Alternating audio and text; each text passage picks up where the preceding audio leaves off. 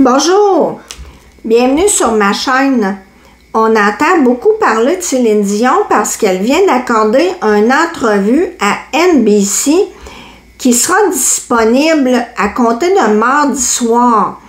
En attendant la sortie du documentaire « Je suis Céline Dion » sur la plateforme Prime Video le 25 juin où elle parle de sa maladie. Je fais une petite parenthèse, je ne sais pas si comme moi vous avez relevé qu'elle a accordé une entrevue en anglais sur une chaîne anglophone. J'ai envie de dire faisant fi de ses racines québécoises francophones et si je ne m'abuse, ce n'est pas la première fois qu'elle priorise une chaîne anglophone. Fin de la parenthèse.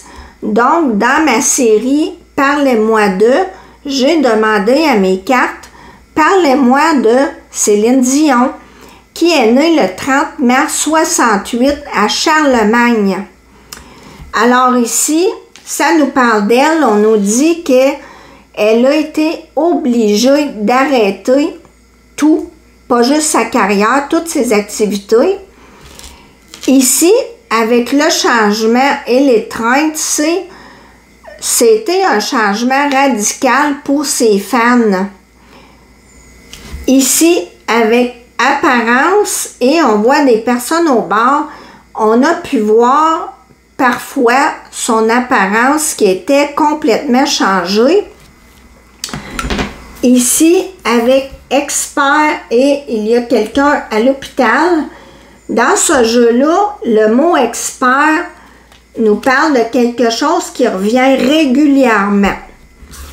Et j'ai demandé à l'oracle des émotions, quelle émotion a-t-elle face à elle-même et elle est confiante.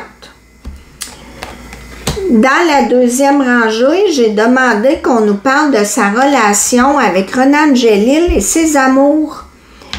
Ici, avec éliminer et un miroir, pour moi, à un certain moment donné, elle a décidé de ne plus se préoccuper du jugement des gens, soit face à la différence d'âge qu'il y avait entre eux ou présentement sa maladie, les commentaires, etc. Ici, le chagrin de perdre son mari est gérant.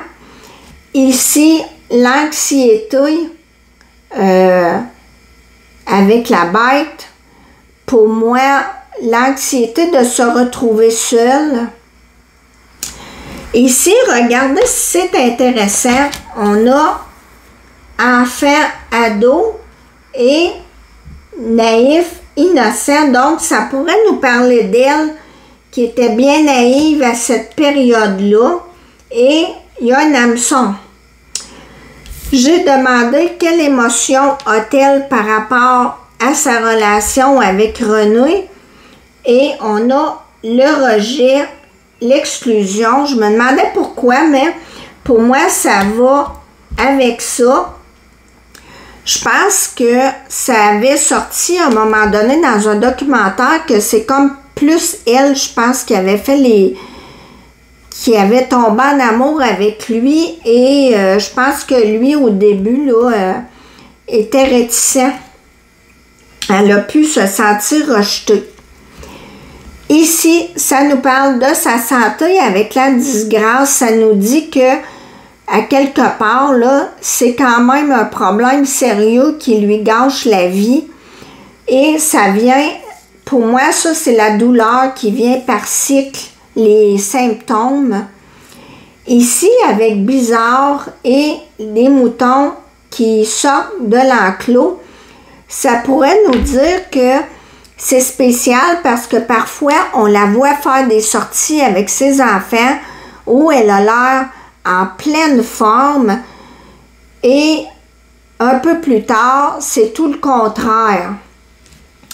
Ici, avec céder et faillir, elle a dû laisser des choses, elle a dû laisser sa carrière, mettre ça sur pause à cause de sa maladie.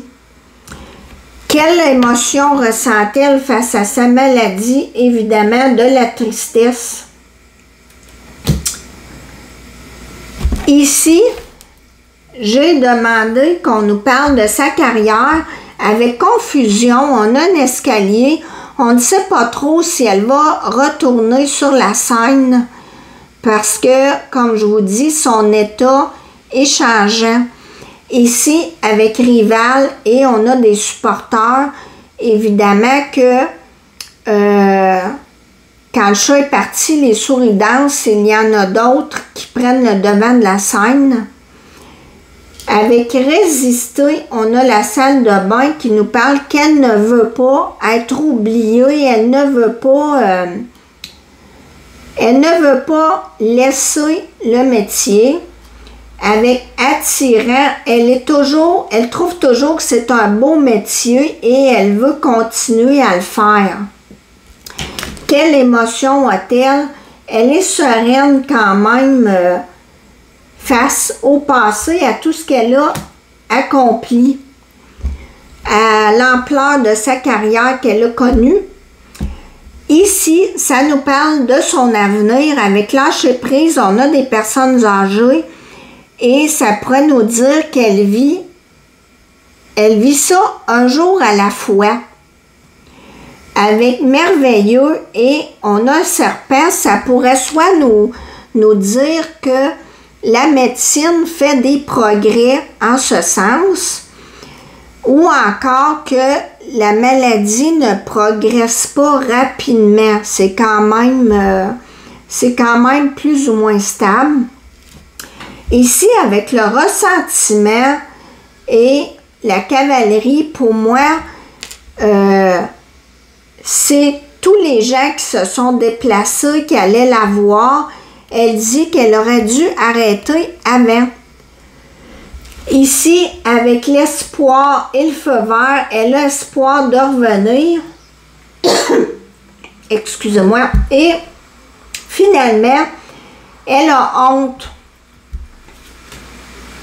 Évidemment, elle ne pensait pas que sa carrière prendrait cette tournure-là. Merci de m'avoir écouté. À la prochaine.